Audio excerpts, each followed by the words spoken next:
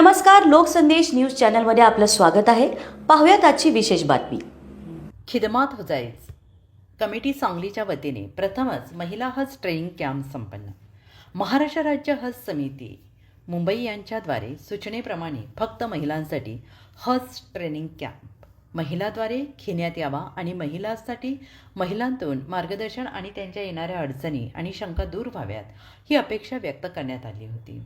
महिलांना त्यासाठी स्वतंत्र व्यासपीठ देऊन त्यांना हज यात्रा प्रशिक्षण देण्याच्या उद्देशाने खिदमत हुजाईज कमिटी जिल्हा सांगलीच्या सर्व सहकार्यांनी प्रथमच फक्त लेडीज हज ट्रेनिंग कॅम्प घेण्याचे निश्चित करून दिनांक 14/2/2026 रोजी फुलबन हॉल, नळबाग, सांगली येथे दुपारी 2 ते सायंकाळी 5 वाजेपर्यंत आयोजित केला होता.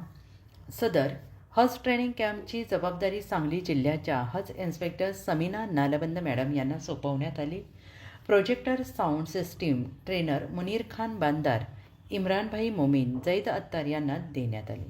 सदर ट्रेनिंग कॅम्पसाठी झूम मीटिंगद्वारे महाराष्ट्र हज समितीच्या section officer Khadija Naikwade madam यांनी महिला हज यात्रेकरूंना प्रवास आणि तेथे घ्यावयाच्या दक्षता याबाबत अनमोल मार्गदर्शन केले. अलिमा आपा यांनी हज यात्रेच्या धार्मिक संबंधित पालन करावयाच्या बाबीत झूम मीटिंगच्या माध्यमातून माहिती दिली. ट्रेनिंग कॅम्पचे आयोजक हज इन्स्पेक्टर समीना नालबंद यांनी सगळ्यांचे स्वागत, प्रवास, यात्रा आणि वेळेत महिलांना येणाऱ्या अडचणी आणि त्यांचे उपाय याबाबत मार्गदर्शन करून सगळ्यांचे आभार व्यक्त केले.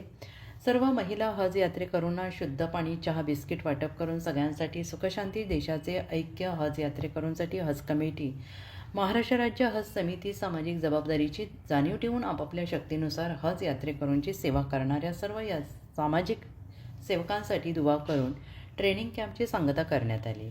सदर ट्रेनिंग कॅम्पसाठी सुमारे 100 महिला हज यात्रेकरू उपस्थित राहून सुमारे 15 महिला हज यात्रेकरूंनी ऑनलाईन ट्रेनिंगचा फायदा घेतला.